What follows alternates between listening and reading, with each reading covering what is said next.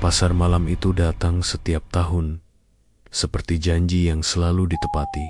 Dari keyahan, lampu-lampu warna-warni menunggu di ujung jalan sempit kampung, mengubah lapangan kosong menjadi lautan kerlap-kerlip, tenda, dan suara. Ada komedi putar yang gemetar, kincir raksasa yang mengangkat orang sampai kepala terasa ringan, pedagang pentol yang menjerit menawarkan dagangannya, dan aroma jagung bakar yang bercampur dengan bau minyak dan gula kapas. Semua orang datang untuk bersenang-senang. Semua orang kecuali mereka yang tahu rahasia di balik rumah hantu itu. Rumah hantu menjadi pusat perhatian, bukan hanya karena hiasannya yang menyeramkan kepala-kepala palsu, kain putih berlubang, musik mencicit, tetapi karena cerita yang selalu menyertai setiap bualan orang. Setiap akhir event pasar malam, selalu ada satu anak yang menghilang. Tidak pernah ada jejak, tidak ada CCTV yang merekam kejadian. Tidak ada saksi selain tilis-tilis suara yang tak bisa dipercaya. Kabarnya, anak itu menjadi tumbal untuk kekayaan pemilik wahana. Kabarnya lagi, uang jutaan mengalir ke rekening pemilik setiap musim. Setelah anak itu menghilang, Alia tahu semua itu karena orang-orang kampung suka berbicara. Mereka berbicara sambil membungkus gorengan, sambil menunggu angkot, sambil merokok. Mereka berbisik di bawah lampu warung kopi tentang dua anak yang tidak pernah kembali dari dalam rumah hantu 2 tahun lalu, tentang sepeda kecil yang ditinggalkan di depan gerbang, tentang jejak kaki kecil menuju pintu belakang milik pemilik wahana, lalu menghilang. Alia mendengar lagi dan lagi, sampai kata tumbal menjadi kata yang mengeram di kepalanya. Alia sendiri tak pernah ingin percaya. Ia remaja, biasa, kelas 9, rambutnya disanggul seadanya, dan ia punya rasa ingin tahu yang selalu kebablasan. Di rumah, ia membantu ibunya yang berjualan keripik. Hari-hari Alia diisi tugas sekolah, ngobrol dengan teman di warung kopi, dan menonton drama di ponsel. Pasar malam bagi Alia adalah hiburan paling dekat. Sesekali makan sate, sekali-kali menaiki komedi putar, menyaksikan lampu yang bergerak seperti bintang palsu. Malam itu, pasar malam kembali membuka pintunya. Alia datang bersama 3 temannya. Dito, yang suka bercanda, tetapi sering menatap kosong ketika bicara tentang hal-hal aneh. Rani, yang berani dan selalu menantang. Dan Taufik, yang lebih suka diam, tetapi membawa senter kecil yang selalu ia genggam erat. Mereka tertawa selama beberapa jam, sampai tawa itu perlahan-lahan meredup oleh bisik-bisik yang mereka dengar. Di antara riuhnya orang, ada anak hilang lagi, katanya, gumam Rani, mencondongkan tubuh ke arah Alia.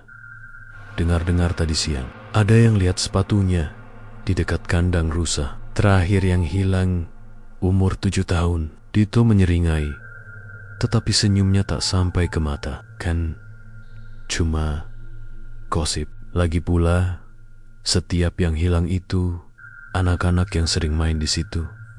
Mungkin kabur karena tak mau pulang. Taufik menatap ke arah rumah hantu.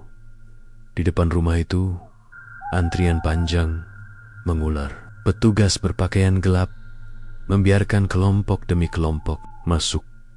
Di atas gerbang, tulisan besar bergaya retro menyala.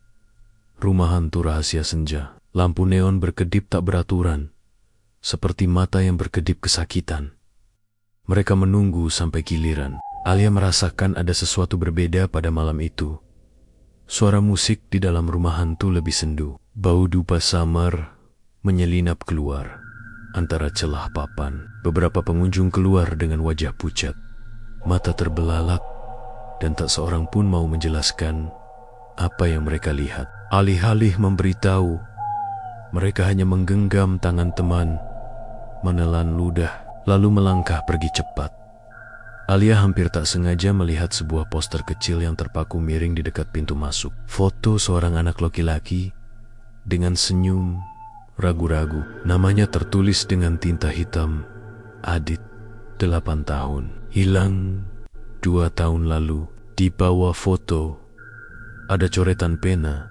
Jangan biarkan anak-anak pergi sendirian. Hoti, Alia, ia mengenal wajah itu bukan secara dekat. Tapi ia pernah melihat Adit bermain di lapangan tak jauh dari rumahnya. Ia ingat tawa kecil itu. Ia ingat sepatunya yang robek. "Apa kamu mau masuk?" tanya Dito, memecah keheningan. Nada agak tergesa, seolah berusaha menutupi rasa takut. Rani menatap pintu, lalu menatap Alia. "Kalau kita nggak usah, siapa yang berani?" Orang-orang takut, tapi tetap antre. Mungkin itu cuma trik lampu. Kita cek saja. Alia menimbang. Di satu sisi, rasa penasarannya seperti bara yang menyengat. Di sisi lain, ada rumput basah di tenggorokannya yang membuatnya ingin mundur. Ia teringat ibu yang selalu berpesan, "Jangan pulang malam sendirian." Ia teringat tatapan kosong beberapa orang yang keluar dari rumah hantu. Dan ia teringat foto Adit. "Aku ikut," kata Alia akhirnya. Suaranya pelan tapi tegas. Dito menghela napas, lega dan menyeringai. Rani tersenyum penuh kemenangan. Taufik menyalakan senter. Walau petugas berkata tidak boleh membawa benda bercahaya ke dalam, tetapi banyak yang menyelipkan ponsel. Dan senter Taufik cukup kecil untuk diselundupkan di saku. Mereka masuk berempat. Lampu pintu berdecit. Tirai plastik menggoyang seperti bibir yang mengucap kata-kata tak jelas. Di dalam, suasana dingin menempel di kulit mereka. Musik organ terdengar dari jauh, tetapi melodi itu terputus-putus, seperti orang yang berusaha menahan napas. Ada patung-patung yang digantung bonka-bonka dengan mata kosong, dan lukisan-lukisan yang wajahnya tampak berubah ketika matamu menahan tatapan terlalu lama. Pemandu di dalam membisikkan sesuatu pada mereka. Adegan-adegan dipandu oleh suara dan bayangan. Setiap ruangan berusaha mengecoh cermin yang memantulkan bayangan tambahan. Lorong yang terasa memanjang tak wajar, dan boneka yang tampaknya berputar kepalanya ketika tak ada yang memperhatikannya.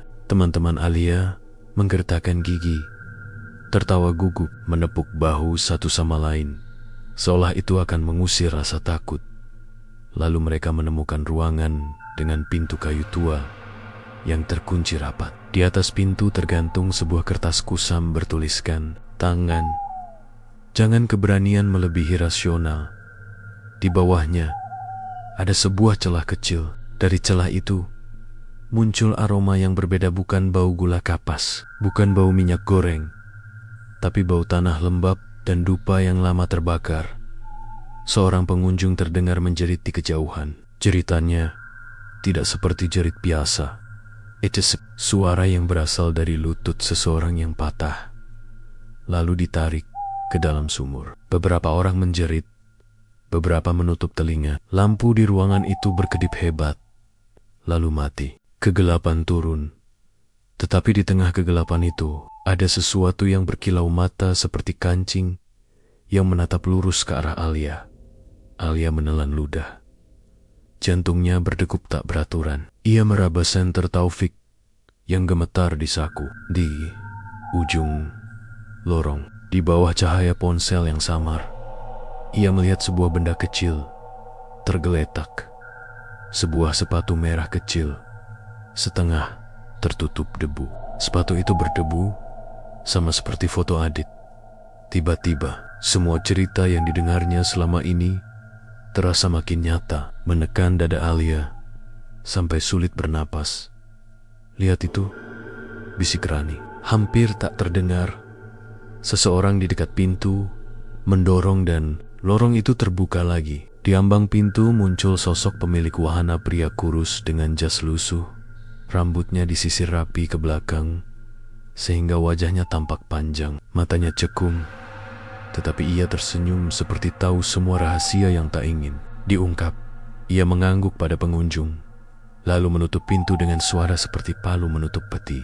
Senyum pemilik itu membuat udara di sekitar Alia semakin berat. Ada sesuatu pada senyumannya, bukan hanya keramahan kelas 1, tetapi ketegasan yang tak bisa diterjemahkan. Ia adalah orang yang menerima uang, yang menandatangani kontrak, yang menghitung keuntungan, dan mungkin di belakang hitungan itu ada harga yang harus dibayar. Saat rombongan Alia keluar dari rumah hantu, suasana sudah berbeda. Beberapa pedagang mulai merapikan dagangan, beberapa tenda sudah separuh ditutup. Di lapangan, lampu-lampu yang semula riuh mulai redup satu persatu. Di sudut, seorang ibu menjerit, mencari anaknya yang tak juga pulang. Di antara kerumunan, Alia melihat wajah yang membuat darahnya beku. Seorang pria tua dengan mata merah, seperti yang ia lihat di foto yang ditempel ayah. Adit, ia berdiri kaku, menatap pada sebuah titik kosong. Lalu tersandung waktu ia melihat rombongan keluar. Alia dan teman-temannya saling berpegangan. Mereka bergerak cepat menuju pagar. Di luar, angin malam seperti membawa bisik-bisik yang tak henti. Tumbal, tumbal, tumbal. Alia ingin lari, ingin pulang, ingin memeluk ibu. Namun, rasa ingin tahunya sudah menjadi keputusan. Ia tahu malam ini bukan sekadar seram biasa. Ada sesuatu yang menunggu di sana, sesuatu yang sudah mengambil lebih dari sekadar tawa anak-anak. Saat mereka berjalan menjauh, Alia menoleh sekali lagi di sisi pagar. Di bawah salah satu lampu yang hampir padam, ada bayangan kecil yang berdiri. Bayangan itu menatap ke arah mereka. Tetapi ketika lampu bergoyang, bayangan itu perlahan-lahan lenyap, seolah ditarik oleh tali tak terlihat. Alia mematung. Di dadanya, sebuah bisikan baru tumbuh menjadi suara yang tak bisa diabaikan. Kembali besok, cari tahu. Jangan biarkan mereka menelan lagi. Ia tak tahu dari mana suara itu berasal, dari hatinya sendiri atau dari udara dingin pasar malam. Tetapi satu hal yang pasti, malam itu, di bawah lampu-lampu yang tak pernah benar-benar padam, sesuatu mulai menggugah rasa pemberani Alia. Sesuatu yang membuat ia bertekad untuk mencari jawaban, meski jawabannya mungkin lebih menakutkan daripada kegelapan itu sendiri. Di luar, di antara tenda-tenda yang mulai sepi, pasar malam berputar pelan, seperti mesin yang terus mengunyah malam demi malam. Di balik tawa dan musik, ada ruang-ruang gelap yang disimpan rapat-rapat oleh mereka yang tak ingin diganggu. Alia menengok ke jalan pulang, lalu menatap ke arah rumah hantu sekali lagi, dan malam itu berakhir dengan suara bel kecil yang jauh, seperti panggilan, seperti peringatan. Keesokan harinya, Alia bangun dengan kepala berat. Semalaman ia hanya berputar di kasur, memikirkan sepatu merah kecil yang ia lihat di lorong rumah hantu. Bau tanah lembab dan dupa yang aneh itu masih menempel di hidungnya. Saat ia memejamkan mata, bayangan anak kecil di bawah lampu pasar malam itu muncul. Lagi mata hitamnya memandang lurus, tidak berkedip, seolah meminta sesuatu. Pagi itu, ibunya sudah sibuk di dapur, menggoreng keripik singkong untuk dijual. Alia mencoba membantu, tapi tangannya gemetar saat memegang spatula. "Kamu sakit?" tanya ibunya sambil menatap curiga. "Enggak, cuma capek," jawab Alia singkat.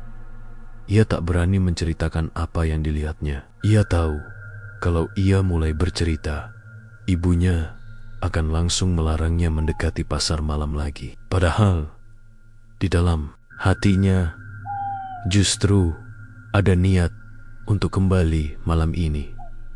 Sepulang sekolah, Alia duduk di warung kopi bersama Rani, Dito, dan Taufik. Suara motor, tawa anak-anak, dan klakson sesekali membuat suasana seperti biasa. Tapi di meja mereka, suasana berbeda. Semua diam lebih sering daripada bicara. "Aku gak bisa berhenti mikirin sepatu itu," kata Rani akhirnya. "Kamu juga," Lihat, kan? Iya, jawab Alia pelan. Itu persis kayak sepatu di foto Adit. Dito, yang biasanya cerewet, hanya mengangguk. Aku juga dengar, katanya, semalam ada anak hilang lagi, perempuan. Umurnya sekitar 6 tahun. Mereka semua terdiam. Udara di warung kopi terasa berat. Kalau memang benar ada yang hilang setiap akhir acara pasar malam, berarti Taufik berhenti bicara, menelan ludah. Berarti kita harus tahu apa yang ada di balik pintu itu, yang bertuliskan, jangan keberanian melebihi rasional itu. Malamnya, Alia berbohong pada ibunya. Katanya, ia mau menginap di rumah Rani untuk belajar. Kelompok. Sebenarnya, mereka berempat sudah sepakat untuk kembali ke pasar malam. Bukan untuk main, tapi untuk mencari cara masuk ke ruangan misterius itu. Pasar malam-malam ini sama ramainya. Lampu-lampu berwarna menari di udara. Musik dangdut dari panggung hiburan bercampur dengan teriakan pedagang. Semua terlihat normal seolah tidak ada yang aneh, tidak ada yang hilang. Namun, begitu mereka mendekati rumah hantu, Alia merasa bulu kuduknya berdiri. Pintu besar itu terbuka, menyemburkan aroma yang sama seperti kemarin. Tanah basah dan dupa. Dari dalam, terdengar suara organ yang kali ini lebih lambat, menyerupai napas berat seseorang. Rencana mereka sederhana, masuk ke rumah hantu, berpura-pura sebagai pengunjung, lalu mencari kesempatan untuk membuka pintu kayu tua itu. Taufik kunci lebar yang ia ambil dari bengkel pamannya, semoga saja cocok untuk mengutak-atik gembok. Mereka masuk. Lorong-lorong gelap itu sama seperti kemarin. Tetapi kali ini, Alia memperhatikan lebih detail. Di setiap sudut, ada patung-patung menyerupai manusia. Tetapi tatapan matanya terasa hitam. Alia bersumpah, ia melihat salah satu patung itu menggerakkan matanya ke arahnya. Ketika mereka sampai di ruangan pintu kayu itu, Rani memberi isyarat. Beberapa pengunjung lain berteriak di lorong sebelah, memberi mereka waktu. Taufik berlutut mulai main gutak-atik gembok. Namun, saat gembok itu berbunyi klik, dari dalam pintu terdengar suara lirih. Suara anak kecil, "Bukain." Aku kedinginan. Alia langsung menegang. Ia menatap Rani dan Dito, yang wajahnya sudah pucat. "Tolong, jangan biarin. Aku di sini." Suara itu lagi. Kali ini terdengar seperti menangis. Taufik membuka pintu. Perlahan, ruangan di dalamnya gelap pekat. Hanya cahaya dari lorong yang masuk. Aroma tanah lembab semakin kuat, menusuk hidung. Mereka masuk satu persatu. Lantai ruangan itu bukan ubin, melainkan tanah. Di dinding tergantung kain-kain hitam kotor yang bergerak perlahan, seolah ada angin dari dalam. Di sudut, ada sesuatu yang mirip sumur, tertutup papan kayu.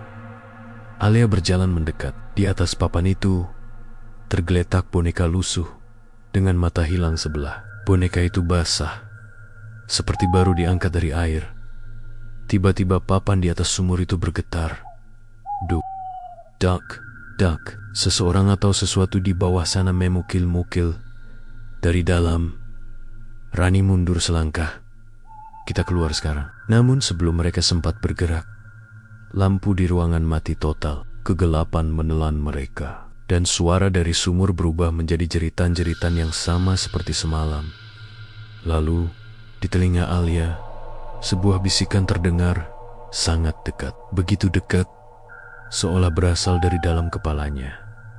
"Satu lagi, malam ini milik kami." Dan sesuatu dingin dan basah menyentuh pergelangan kakinya. Alia menjerit lampu kembali menyala sesaat cukup lama untuk membuat mereka semua melihatnya. Dari celah papan sumur itu, puluhan tangan kecil pucat menjulur keluar baru Sihamerai. Mereka lari secepat mungkin keluar dari ruangan, melompati lorong-lorong rumah hantu, dan menerobos keluar ke udara malam. Nafas mereka terengah, Dada sesak, tapi langkah tak berhenti sampai mereka jauh dari rumah hantu itu. Saat mereka berhenti untuk menarik napas, Dito menunjuk ke kaki Alia. Ada bekas tangan 5 jari kecil berwarna kebiruan membekas di kulitnya, dingin seperti es. Alia hanya bisa berdiri terpaku. Malam ini, ia tidak hanya melihat bukti, ia merasakan bahwa mereka yang hilang tidak pernah benar-benar pergi. Dan pasar malam itu seolah-olah tahu, terus berputar di belakang mereka. Lampu-lampunya menyala, musiknya riang, tapi di balik itu semua, ada pintu yang tidak pernah benar-benar tertutup. Malam setelah kejadian di rumah hantu itu, Alia tidak bisa tidur sama sekali. Bekas tangan kecil berwarna kebiruan di pergelangan kakinya terasa seperti bara dingin yang terus membakar. Setiap ia memejamkan mata, ia melihat kembali tangan-tangan pucat itu meraih dari celah papan sumur dan mata hitam anak kecil yang menatapnya dari kegelapan. Ia mencoba menghapusnya dengan mandi air hangat, tapi bekas itu tidak hilang. Bahkan saat ia menggosok dengan sabun berkali-kali, bekas itu justru terlihat semakin jelas, seperti memar yang tumbuh. Pagi harinya, Alia bertemu Rani, Dito, dan Taufik di gang dekat sekolah. Mereka semua terlihat pucat. Ternyata bukan Alia saja yang tidak tidur, semua merasakan sesuatu aneh semalam. Aku dengar suara ketukan di jendela kamar semalaman, kata Rani lirih. Waktu aku intip, ada bayangan anak kecil berdiri di halaman. Tapi pas aku nyalain lampu, hilang. Taufik menelan ludah. Aku mimpi jalan di lorong rumah hantu itu lagi. Bedanya, kali ini aku sendirian, dan semua patung di dalam menatap aku. Dito diam saja. Tatapannya kosong, tapi matanya merah, seperti habis menangis. Aku nggak mimpi, ujarnya. Akhirnya, tapi aku lihat seseorang di pasar malam tadi. Setelah kita lari, dia kayak manggil aku pakai tangan, dan mukanya. Dito berhenti, menutup mulutnya, seolah ingin muntah. Mukanya nggak ada, kulitnya. Suasana pagi itu jadi makin dingin. Mereka sepakat untuk tidak kembali ke pasar malam, setidaknya untuk sementara. Tapi keputusan itu runtuh sore harinya. Alia sedang duduk di teras rumah ketika suara musik dangdut dari arah lapangan. Pasar malam kembali terdengar lebih keras dari biasanya. Udara sore yang biasanya hangat mendadak seperti diselimuti kabut tipis. Ia memperhatikan ke arah lampion-lampion yang tergantung di pintu masuk pasar malam. Lampion-lampion itu seolah bergoyang, bukan karena angin, tapi karena ada sesuatu yang bergerak di dalamnya. Alia memicingkan mata. Di dalam salah satu lampion merah, ia melihatnya wajah seorang anak kecil menatap keluar dari kain lampion. Matanya kosong, mulutnya sedikit terbuka seperti berbisik. Alia terlonjak mundur. Tapi ketika ia mengucek matanya dan melihat lagi, wajah itu sudah hilang. Lampion kembali terlihat normal, bergoyang pelan. Beberapa menit kemudian, ponselnya bergetar. Pesan dari nomor tak dikenal masuk. Malam ini, jangan biarkan lampion terakhir padam. Alia langsung menghubungi Rani. Ternyata Rani dan Taufik juga menerima pesan yang sama. Bahkan Dito, yang sempat tidak ingin membicarakan lagi, mengaku sudah mendapatkannya sejak siang. Aku nggak ngerti, maksudnya, kata Roni Dengen, nada gugup. Tapi kayaknya mereka mau kita balik. Meski awalnya mereka enggan, rasa penasaran mengalahkan rasa takut. Malam itu, mereka kembali ke pasar malam. Kali ini, tidak masuk rumah hantu, tapi mengamati dari luar. Dari jauh, Alia memperhatikan deretan lampion yang digantung di sekitar wahana. Ada yang merah, kuning, dan hijau. Tapi satu hal yang aneh, di ujung barisan lampion, ada satu lampion putih yang menyala redup, seakan lampunya hampir mati. Saat mereka mendekat, suasana pasar malam terasa berbeda. Suara musik terdengar seperti bergema dari jauh. Meski mereka berdiri di tengah keramaian, orang-orang bergerak lambat, dan sebagian wajah pengunjung terlihat pucat seperti patung lilin. Lampion putih itu bergoyang pelan. Dari dalamnya, Alia melihat bayangan tangan kecil merobe-robe kain mencoba keluar. Ini pasti maksud pesannya, bisik Taufik. Lampion terakhir itu. Tiba-tiba, lampu di lampion itu berkedip 3 kali, lalu nyaris padam. Sotetu pula, angin dingin bertiup, dan semua suara pasar malam meredam seolah dunia sekitar mereka dimatikan. Dari dalam lampion, wajah seorang anak muncul. Kali ini, jelas, rambutnya basah, kulitnya pucat kebiruan, matanya kosong, tapi mengalirkan air hitam pekat. Ia membuka mulut, dan suara lirih keluar. Satu lagi, masuk. Lampion itu pecah tanpa suara, dan sosok anak itu jatuh ke tanah tapi tidak menyentuh tanah. Ia melayang, lalu bergerak cepat ke arah Alia. Alia mundur, tapi kakinya terpaku. Udara di sekeliling membeku. Napas keluar dalam embun tipis. Ronnie menjerit. Taufik mencoba menarik Alia, tapi sosok anak itu sudah terlalu dekat. Saat jarak tinggal 1 langkah, anak itu tiba-tiba terseret kembali ke arah rumah hantu, seperti ditarik oleh kekuatan tak terlihat. Jeritannya melengking, dan dalam sekejap ia lenyap di balik pintu kayu tua yang pernah mereka buka. Lampion-lampion di sekitar kembali menyala. Musik pasar malam riuh lagi. Orang-orang tertawa seperti tak ada yang terjadi. Namun Alia tahu mereka semua melihatnya. Dan di tengah keramaian itu, di depan pintu rumah hantu, berdiri pemilik wahana. Senyumnya sama seperti sebelumnya, tipis, rapi, tapi dingin. Ia menatap Alia lama, sebelum perlahan mengangguk, seolah mengucapkan, "Giliranmu sebentar lagi." Sejak kejadian di malam lampion itu, Alia merasa seperti ada sesuatu yang menempel padanya. Bukan hanya rasa takut, tapi benar-benar sesuatu. Malam-malamnya menjadi mimpi buruk yang sama.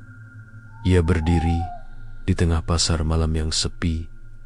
Semua lampu mati kecuali satu, lampion putih di kejauhan. Lampion itu berayun pelan, dan dari dalamnya muncul suara anak-anak yang memanggil namanya. Setiap kali ia mencoba berlari, kakinya berat seperti dicengkeram tangan tak terlihat. Siang pun tidak membuat rasa itu hilang. Alia sering merasa ada yang mengawasinya dari jendela kamar. Padahal rumahnya di lantai 2. Bayangan itu kadang terlihat di cermin, berdiri tepat di belakangnya. Tapi ketika ia menoleh tidak ada siapa-siapa. Hari itu, ia duduk di warung kopi dengan Rani dan Taufik. Dito tidak datang sejak malam lampion itu. Nomornya tidak aktif, dan rumahnya terkunci. Ibunya bilang, Dito pergi menginap di rumah pamannya di luar kota. Tapi nada bicaranya terdengar ragu. "Aku rasa kita harus berhenti," kata Rani dengan wajah pucat. "Ini sudah kelewatan. Kita ikut campur urusan yang gak seharusnya." Taufik menggeleng. "Justru kalau kita berhenti, mereka akan terus ambil anak-anak itu. Pasar malam itu bukan cuma wahana. Itu tempat mereka." Alia diam saja. Ia masih memikirkan senyum pemilik wahana yang menatapnya malam itu. Senyum itu seperti janji atau ancaman. Sore harinya, Alia pulang sendirian. Matahari baru saja tenggelam, dan jalanan mulai sepi. Ia berjalan cepat, tapi perasaan diikuti membuatnya beberapa kali menoleh. Setiap ia menoleh, tidak ada apa-apa, kecuali sekali. Di ujung gang, berdiri sosok anak kecil. Kepalanya sedikit miring, rambutnya basah, dan kulitnya pucat kebiruan. Ia tidak bergerak, hanya menatap Alia. Alia mempercepat langkah, berdentam keras. Tapi semakin ia berjalan cepat, semakin dekat suara langkah kecil di belakangnya. Tak Saat ia sampai di depan rumah, langkah itu berhenti. Alia berani menoleh dan sosok itu sudah hilang. Tapi di tanah, tepat di depan pintu rumahnya, ada jejak kaki kecil yang basah, seperti bekas keluar dari genangan air. Malam itu, ia dikirimi pesan lagi dari nomor tak dikenal. Ikuti bayanganmu, dia akan menunjukkan jalan. Pesan itu membuat tidur menjadi mustahil. Jam 2 dini hari, Alia terbangun oleh suara gesekan di lantai kamarnya. Ia menoleh dan hampir menjerit. Bayangannya sendiri, yang seharusnya mengikuti gerakan tubuhnya, kini bergerak berbeda. Bayangan itu berdiri sambil menatapnya. Meski tubuh Alia masih berbaring, bayangan itu perlahan mengangkat tangan dan menunjuk ke jendela. Alia dengan tubuh gemetar memalingkan pandangan ke arah yang ditunjuk. Di luar jendela, di bawah kahia lampu jalan yang redup, pasar malam terlihat dari kejauhan, padahal jaraknya lebih dari 1 kilometer. Lampion-lampionnya berayun, dan pintu rumah hantu terbuka sedikit, seakan menunggu bayangan itu kembali bergerak. Kali ini, ia melangkah keluar dari lantai dan menempel di dinding, lalu merayap menuju pintu kamarnya. Alia tidak bisa bergerak. Rasa dingin merambat dari ujung kaki ke tengkuknya. Tiba-tiba, bayangan itu berhenti dan menoleh lagi, memberi isyarat agar Alia mengikutinya. Tanpa sadar, Alia bangkit dari tempat tidur dan melangkah pelan. Setiap langkah yang ia ambil, udara di sekitarnya semakin dingin. Bayangan itu membawanya keluar rumah, melewati jalanan sepi, menuju lapangan pasar malam. Anehnya, semua wahana terlihat tertutup. Tidak ada orang, tidak ada suara musik, hanya rumah hantu yang berdiri dengan pintu terbuka lebar. Alia menelan ludah. Bayangannya masuk lebih dulu, lalu hilang di dalam kegelapan. Dengan langkah ragu, Alia masuk ke rumah hantu itu. Bau tanah lembab langsung menyergap, sama seperti sebelumnya. Lorong-lorong gelap terasa lebih panjang, dan patang-patang di dalamnya kini menunduk seolah menyambut.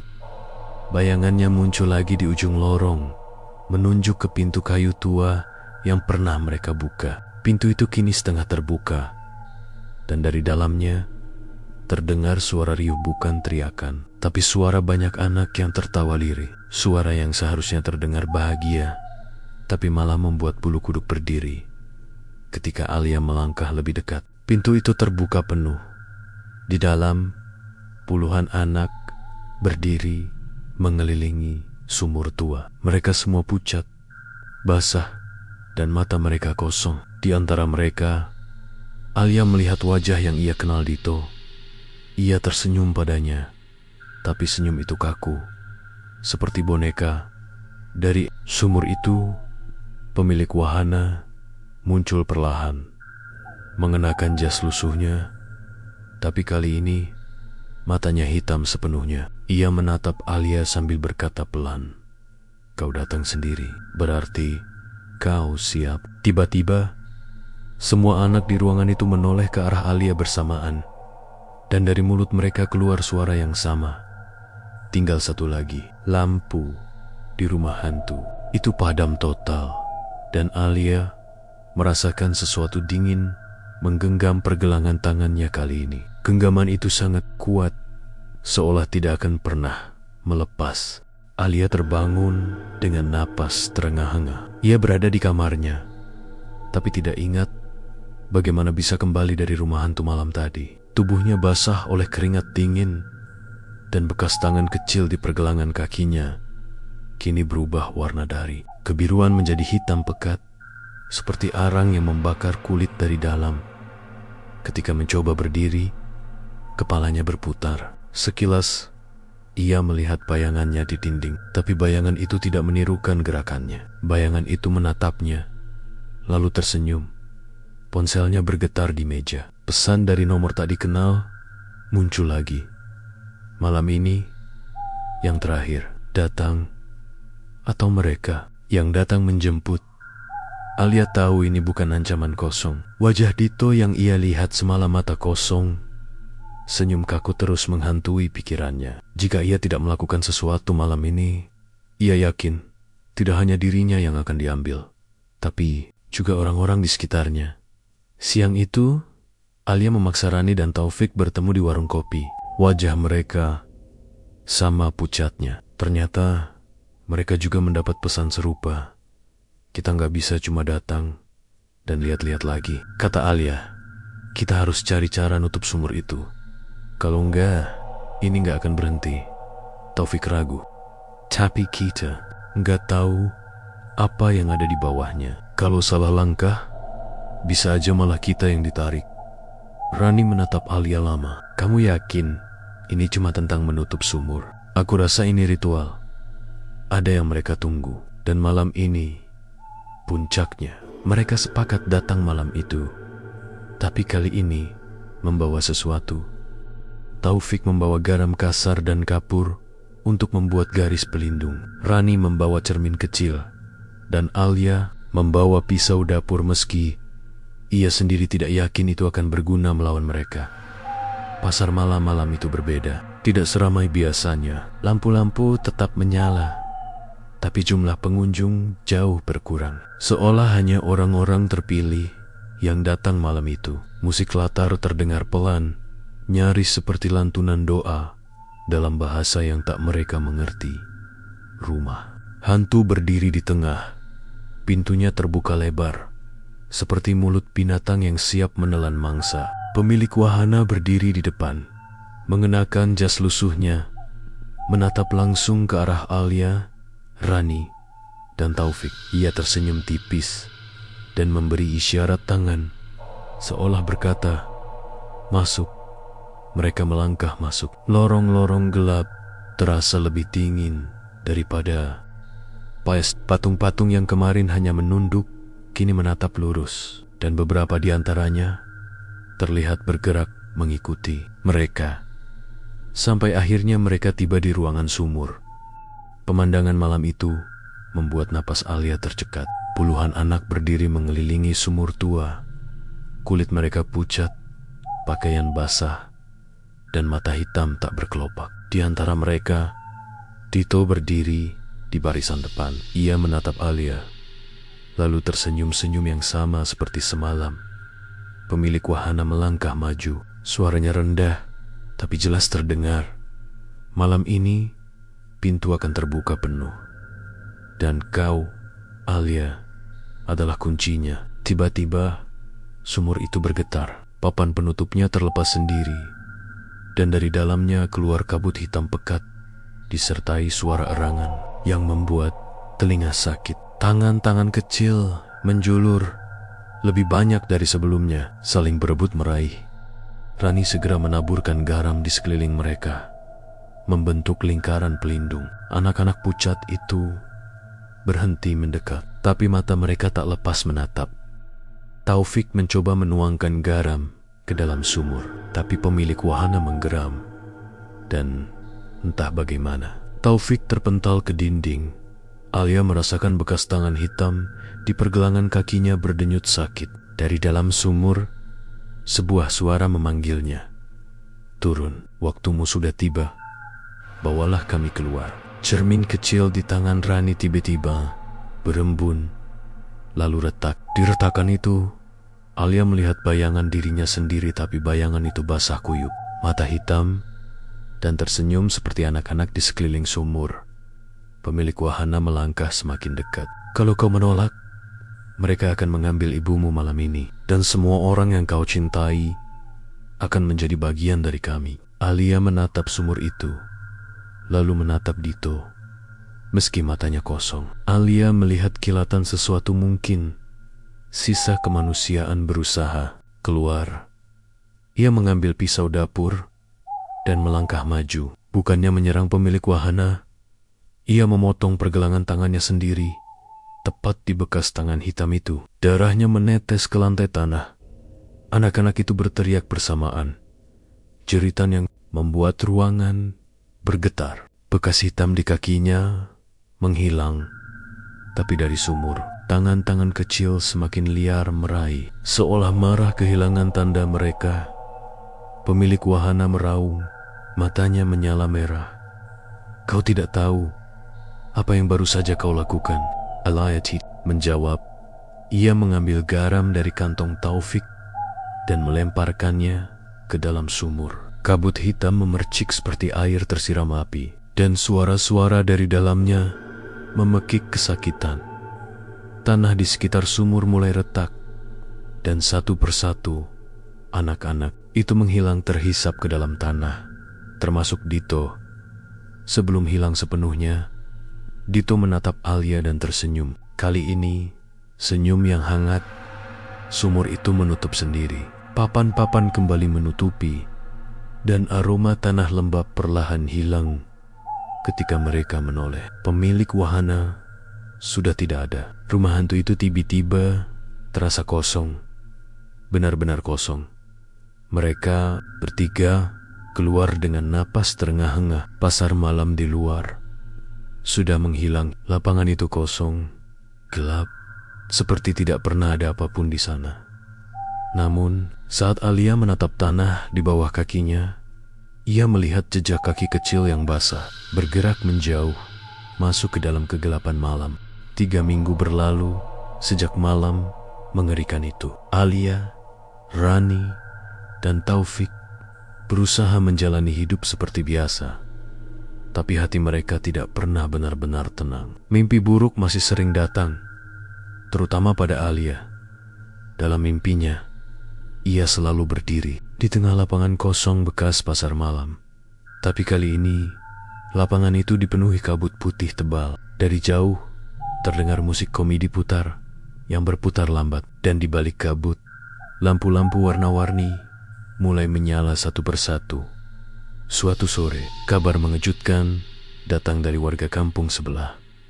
Pasar malam baru akan dibuka di lapangan yang sama tepat malam ini. Anehnya, tidak ada yang tahu siapa penyelenggaranya.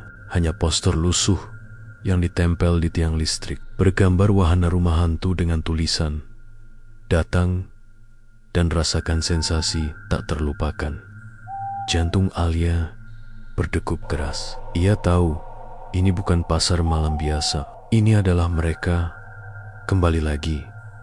Menjelang malam, rasa penasaran mengalahkan rasa takut. Alia memutuskan datang, meski Rani dan Taufik awalnya menolak. Akhirnya, rasa khawatir mereka pada Alia membuat keduanya ikut.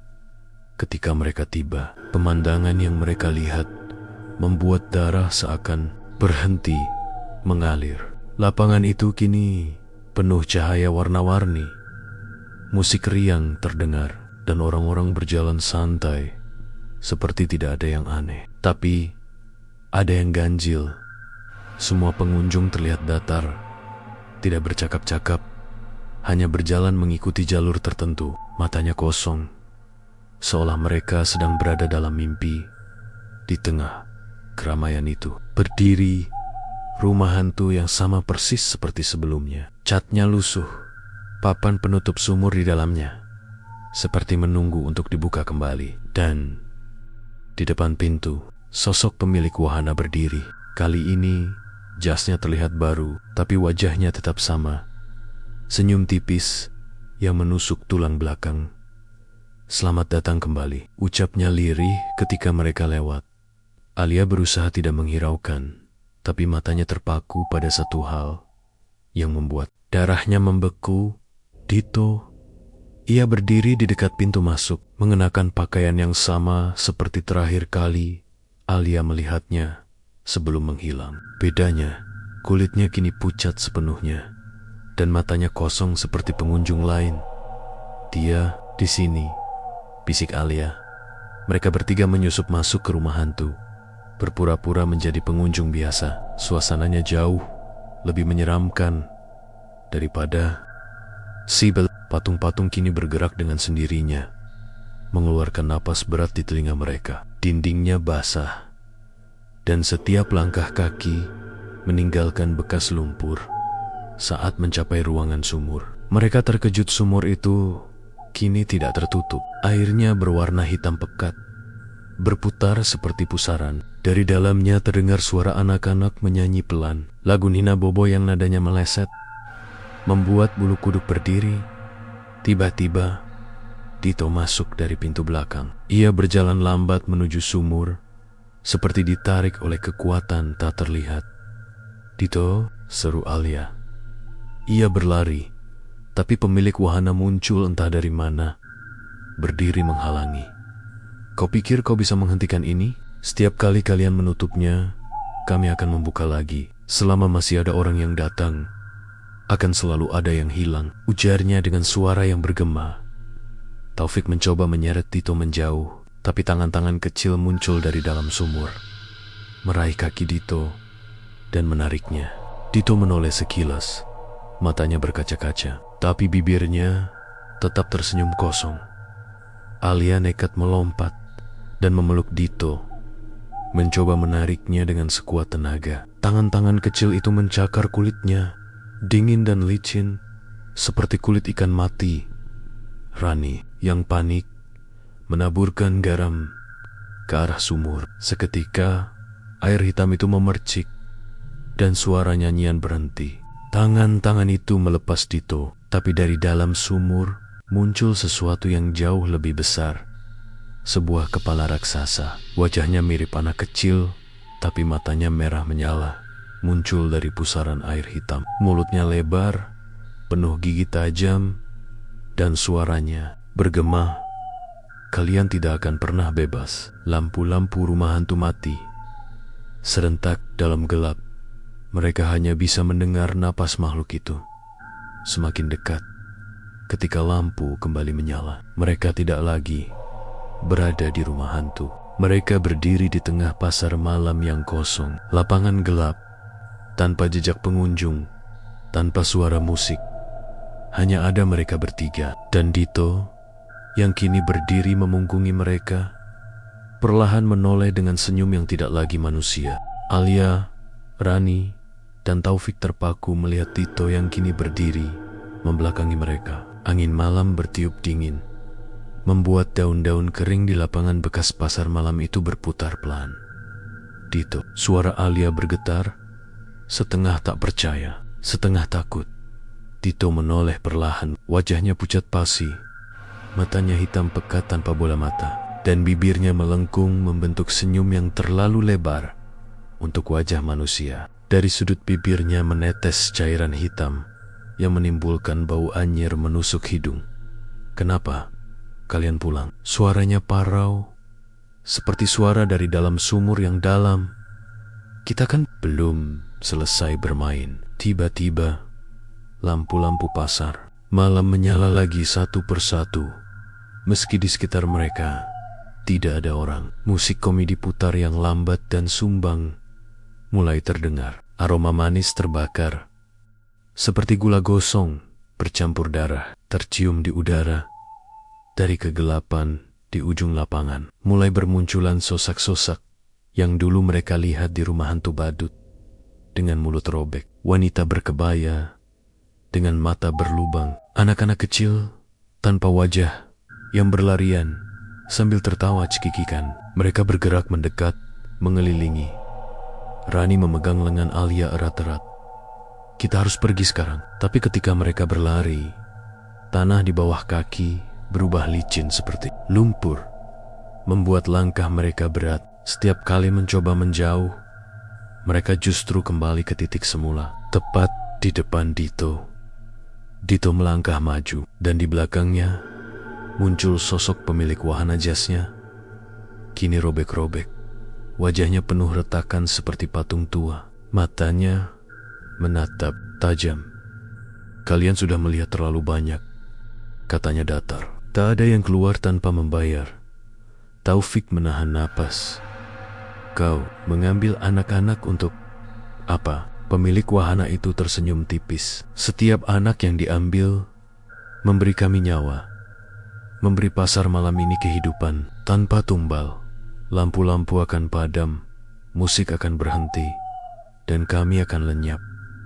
Dan kami tidak mau lenyap." Alia memberanikan diri maju. "Kalau begitu, ambil aku." lepaskan mereka." Pemilik wahana itu tertawa pelan, tapi suaranya bergema menyeramkan. "Oh, tidak. Kami tidak hanya mengambil satu. Malam ini, kalian bertiga akan tinggal di sini selamanya." Tiba-tiba, tanah di bawah mereka retak, dan dari celahnya keluar tengen-tengen kecil yang sama seperti di sumur, menarik kaki mereka ke bawah. Dito hanya berdiri memandang, tapi di matanya ada sesuatu yang berbeda, seperti dia sedang berjuang melawan kendali Alia. Suara Dito lirih, lari. Dengan sisa kekuatan, Dito mendorong Alia menjauh, membuat genggaman tangan-tangan itu terlepas. Sesaat, Alia terhuyung, lalu menarik Rani dan Taufik untuk berlari sekuat tenaga ke arah satu-satunya tempat yang tidak tertutup. Sosok-sosok aneh keluar lapangan. Mereka mendengar teriakan pemilik wahana di belakang. Musik semakin cepat, lampu-lampu berkedip liar, dan tanah bergetar seperti gempa. Ketika mereka hampir mencapai pinggir lapangan, sesuatu yang dingin mencengkeram bahu Alia. Ia menoleh pemilik wahana sudah tepat di belakang dengan wajah marah dan mulut menganga lebar, giginya runcing seperti pisau. Namun, sebelum ia sempat menarik Alia kembali, dari tengah lapangan terdengar teriakan Dito yang memekakan telinga. Cahaya putih menyilaukan meledak dari tubuhnya, membuat semua sosok di lapangan berteriak kesakitan dan menghilang satu persatu, termasuk pemilik wahana. Ketika cahaya itu meredup, pasar malam telah lenyap, lapangan kembali gelap dan kosong. Hanya ada mereka bertiga yang terduduk lemas di tanah. Dito, Alia berbisik mencari sosok sahabatnya, tapi ia tak ada di mana-mana. Di tempat Dito berdiri tadi, hanya ada boneka badut kecil yang lusuh, dengan senyum tipis di wajahnya. Malam itu, mereka pulang tanpa berkata apa-apa. Tidak ada yang mau membicarakan apa yang mereka lihat, tapi di hati Alia, ia tahu satu hal: Dito tidak benar-benar pergi. Beberapa minggu kemudian, di kota lain, sebuah pasar malam baru dibuka. Di tengah wahana rumah hantu, seorang badut kecil duduk di bangku, tersenyum kepada setiap anak yang lewat. Lampu-lampu pun menyala, musik komedi putar kembali terdengar, dan lingkaran tumbal itu dimulai lagi.